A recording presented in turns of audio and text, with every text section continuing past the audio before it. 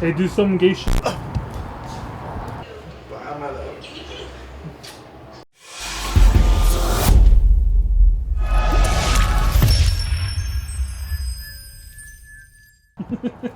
I can see your hernia from here. That's wrong. It's my dick. Oh, I guess I don't know what a hernia looks like. Right, John? It's like a little fucking bulge. Damn. Dude, I always thought that was some shit with like your dick. No, like.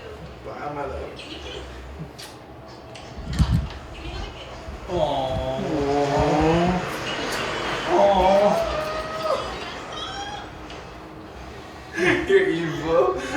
Aww. Stop. Okay, bye. Aww. I love you. I love Do you pay her to say that or?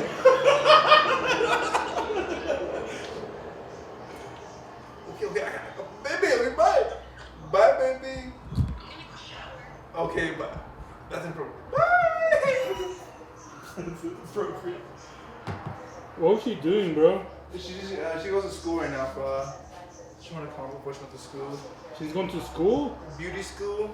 Damn. Working woman and school. You want some water? I love some water. I'm good right now. I appreciate the offer. Hey, whatever. We want to open a bar called Tootie's Place. Why not? I think bars are a great investment. You. Mark told us the exact Yeah, he opposite. was just Berkshire Hathaway, you know, the $1,000 in stock or something. Yeah, and then he just fucking started selling all. He started basically closed down the pussy. textile part of it. And then Hey, he fool, fucking why you invested pussy? in like $100. I don't know. The next thing is 26 bill. Oh, Yo, what up? My name's Jose. I work in finance. Y la perra no me deja en paz.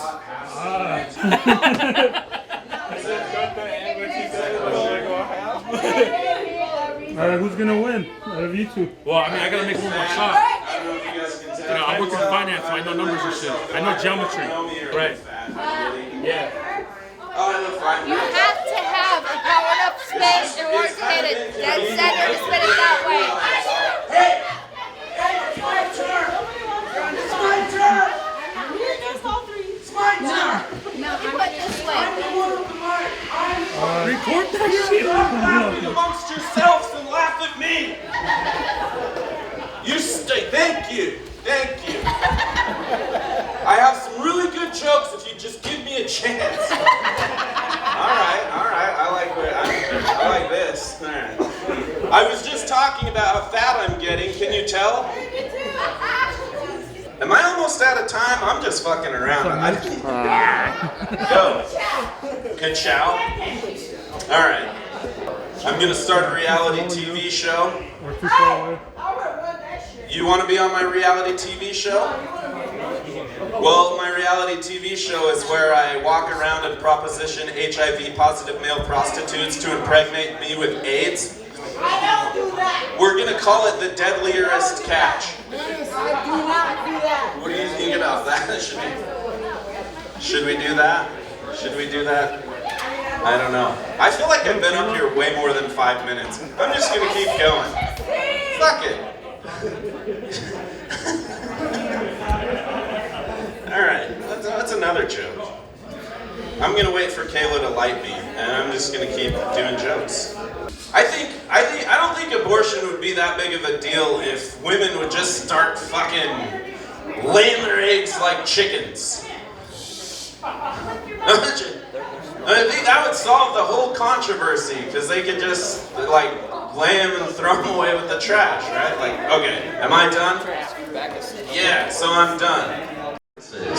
And it made me think, like, I kind of wish that, like, the last girl that broke up with me, like, did the exact, you know, like, cut me the same kind of courtesy. Like, she, like, could you imagine if a girl sat you down, she's like, Michael, I just don't think things are gonna work out because, like, our careers are moving at different speeds, you know, and you don't ever really take care of yourself or communicate, and you're ugly. I'm gonna give you guys the opportunity to do that while I sing Amazing Grace. But maybe later. All right, you guys have a good night. I'm sorry.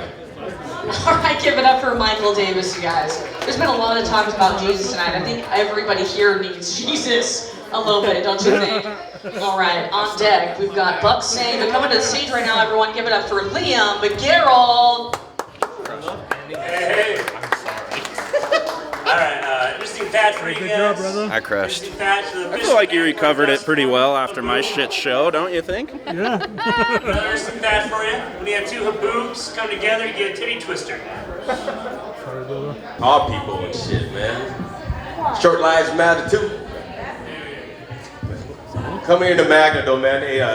They do some of the best karaoke tonight, and watching Cody up here reminded me of a song that he did that that my parents adore and loved. But the way that Cody did it, it was like racist and a warning. Let me get the words for you guys. We huddle close, hang on to a dream, on a boat or on a plane. They're coming to America. Warning you guys.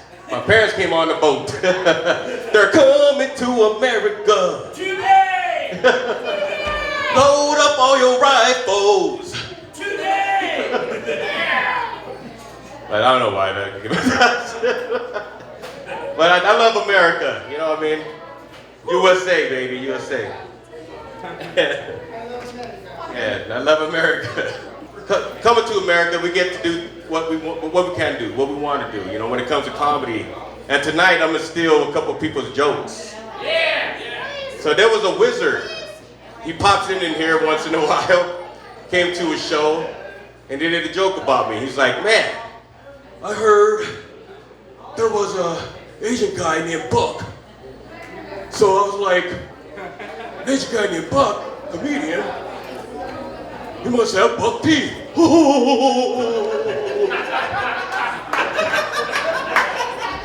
See, now that's funny. Everybody just looked at me awkwardly when he did that.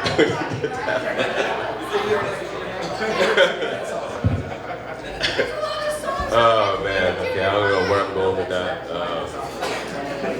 But work, man, work's been tough.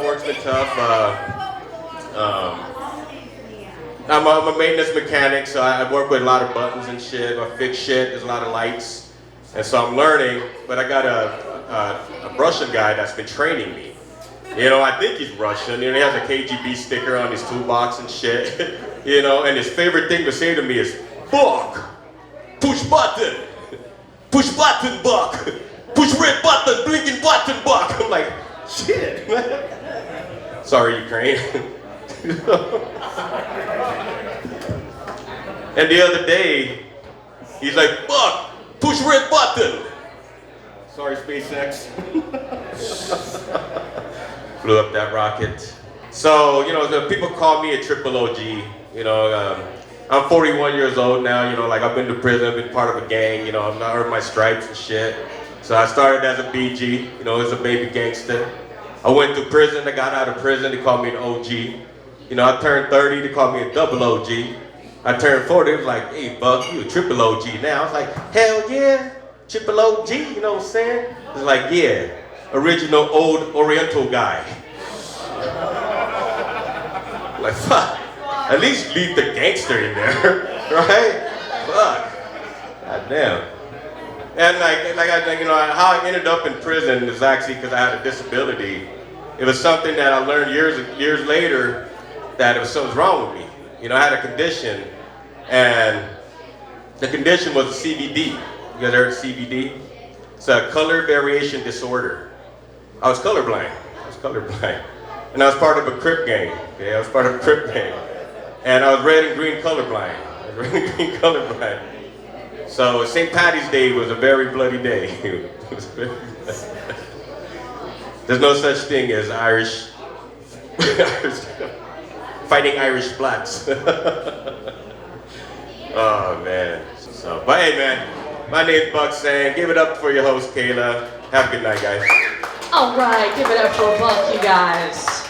You didn't talk about Akon tonight. That's amazing. There was no Akon in that whole bit. I'm surprised. I'm impressed, even.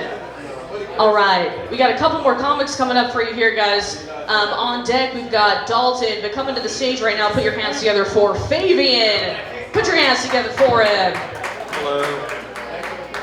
I've been going through some changes. I moved back in with my mom for a second time. The first time I was because the house I was renting a room in caught on fire, and the second time I was living downtown and all my money caught on fire since it was so expensive. That's not what happened, but it might as well happen. The second time was worse since it was more my fault. It does suck being back there, but my mom has calmed down a lot, or gave up, but either way it works. In that house there's me, my mom, her boyfriend, and my uncle. Just like how it was when I was in school. All the same people. Things have changed a bit now, obviously. I remember my uncle caught me smoking weed back in high school, and he told my mom about it. Yeah, he caught me again smoking weed not too long ago, and now he's the one who confronted me about it. He said, "Do you know that's illegal? But I think weed might be more legal than my uncle." It is pretty crazy seeing the dispensaries around Utah. It's not something I expected to see growing up. Hopefully we'll see recreational shops soon, and maybe see all drugs legalized. I'm not wanting all drugs to be legalized for any social or economic benefits, so I just think it'd be cool to flex on people with a cocaine card. It's medicinal. It helps with my anxiety by leaving me in a constant state of anxiety. I've been trying to keep it more mellow nowadays. I don't really party or go out like I used to. I've also misused a good amount of substances. And I say misuse since it sounds a lot better than abused. I'm pretty much only smoking weed right now, but I'm trying to cut back on that. Weed has been making me very paranoid. It has me thinking the FBI is tapping into my phone. Like after I smoke, I'll start imagining there's an FBI agent saying, "Oh, we really need to stop this guy from buying $20 worth of weed. He's a menace to society." I've sworn off of Molly too. I've lost the magic. Have you guys heard that before? Losing the magic? Let me explain it a bit. When you take Molly, it's pretty magical. It's so magical, there should be a drug campaign saying Molly, only once. But if you keep taking it without any breaks, you'll gain a tolerance, it won't hit the same anymore. Hence losing the magic. Now when I take Molly, I'll come up and it goes straight to a come down. It's pretty underwhelming. Being underwhelmed when taking drugs is a very annoying experience. It goes something like, oh. If you don't know what I'm talking about, it's pretty damn close to getting a sneeze ruined, but that sneeze got ruined so badly, it killed your mood for 3 months. I've been trying to read more. I've been liking reading more and more. I do have a favorite part about reading, and that's not talking to people. I do most of my reading when I'm at work, when it's slow at work, and I feel like people are less likely to come up to me and ask for help if I'm reading over reading my phone. But I feel like I'm doing the same thing as someone just staring at their phone, avoiding life's responsibilities. I like to avoid responsibilities with a nice bow on top, like exercising on top. I mainly read non-fiction books. I feel like if I'm reading, I should be learning something. I have found out that some of these authors need to work on their book names. I came across this book called How Not to Die Alone. I have no idea how someone will read that book in public. That's definitely a private read. And I'm totally not reading that book. Alright, thanks guys, that's it. Alright, give it up for Fabian, you guys. The guy has a voice that sounds like an infomercial. This has been a paid presentation by. Alrighty, on deck closing out the night, we got Gray Sorensen, but coming to the stage right now, everyone, give a very warm welcome to Dalton tonight. Hey, how we doing tonight? Can you believe I was nervous for you fucks? My name is Dalton. My dad named me after the movie Roadhouse. And like most Patrick Swayze characters, I think I'm tough and I'm a little bit gay. Oh man, I just moved here from Cali. I hate California. Bunch of pretty fucks, you know what I mean? People, you know, like you, sir, thank you for taking a break from fucking everybody's girlfriend to be here tonight. Oh my gosh, that is so I really appreciate that. Even the ugly people were kind of fucking like character actor quirky. Not like you, sir. That's good old-fashioned inbred right there.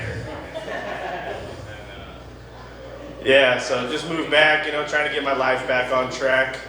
Joined a gym lately, Planet Fatness. Love it. It's my people, us and the other fats. We've kind of created a community. We're very rude to in-shape people. If I see an in-shape dude about to use my machine, I fat it up. I sweat all over that bitch. It's slimy by the time that fucker gets it. I also started a new diet. It's called poverty. And the pounds are dropping faster than my credit score. But I'm very, I'm a realist. I understand what I look like. If I describe myself in one word, it'd be unsettling. I got a Portland haircut and an Alabama face. It's rough. I think most people are psyched when they see me and I don't ask for spare change. Now look at this guy, he's pulling himself up by his bootstraps. My dad, he was a very interesting character. He taught me a lot about life. He taught me that money equals outcome. Take a midlife crisis, for example. A rich guy, he might dye his hair, start dating a younger woman, buy a fast car. My dad was poor folk, so he started doing meth and changed his name to Bear. We all handle things differently. Magna, huh? Just moved here. Only came down here to whoop Cypress' ass and leave, so I didn't even know there was a fucking town here. Seems like your main export is meth and incest. This is truly where dreams go to die. So that's fine. I'm happy to be back, and like I said, I hated California. Yeah, I'm gonna end on a high note. That was quick, but fuck it. Give it up for Dalton, you guys. Was that your second time going up? Fourth time. Okay, very nice. Very nicely done. All right, everybody. What you've all been waiting for, the climax of the night belongs to Gray Sorensen, so put your hands together for him. Gray Sorensen, you guys, put your hands together. No.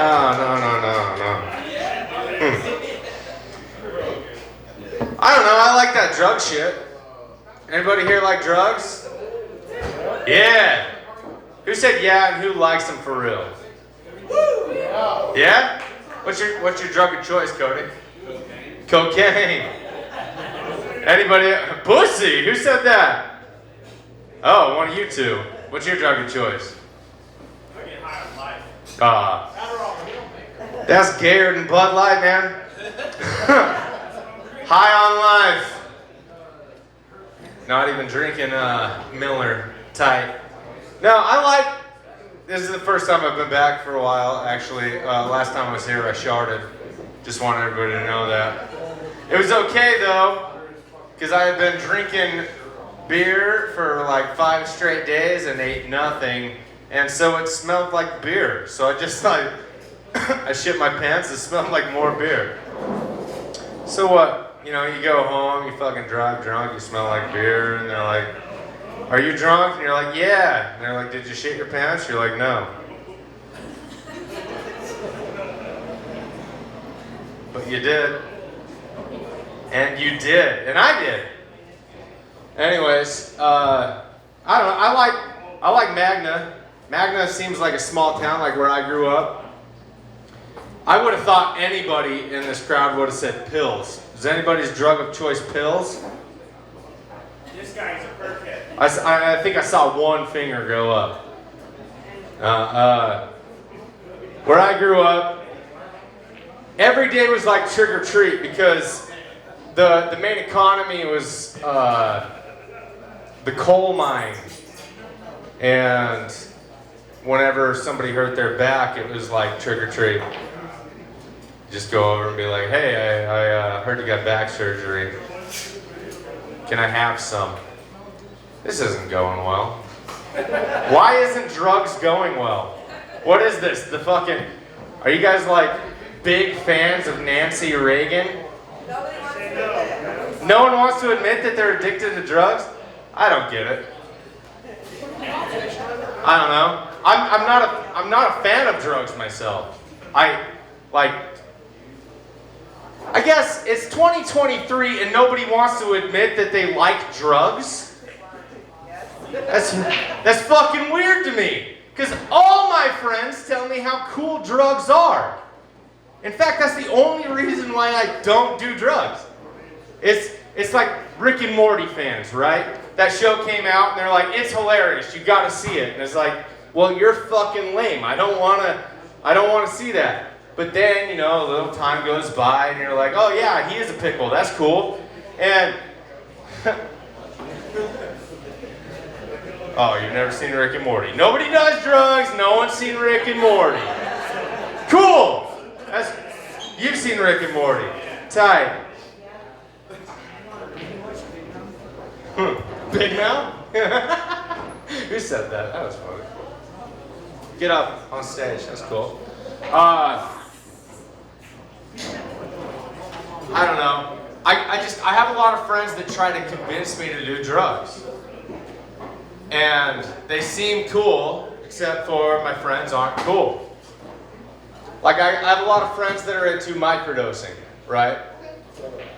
And they're like, no, it's cool, like you don't get fucking high, and like it like smooths out your brain so you're like a baby or whatever. And actually they're like they're giving microdoses to seniors and they're dealing with death. It's like that is cool. And so I've been trying micro-boofing. Anybody know what boofing is? Yeah. It's like, no, it's cool. You don't get high, but like you still get the feeling of something in your ass. Hell yeah, brother. This is my guy.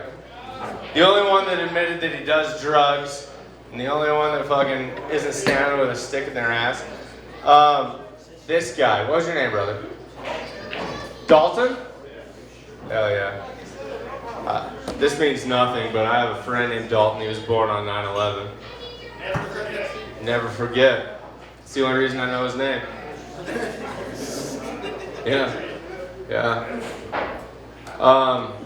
Is anybody... I'm 29, so I was on a field trip during 9/11. It was a rad field trip, right? But afterwards, they started having these assemblies about 9/11. And during the assembly, I wanted to sit next to one of my friends, and so I took someone else's spot.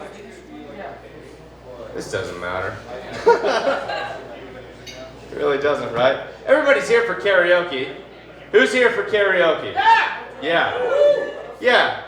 All right, so what the fuck am I sitting here talking about? Why don't we just sing some horny songs? Songs are horny, right? The Beatles, Twist and Shout, that wasn't horny? Yeah, maybe not in today's age. Twist and Shout. Yeah, and it's horny. Horny.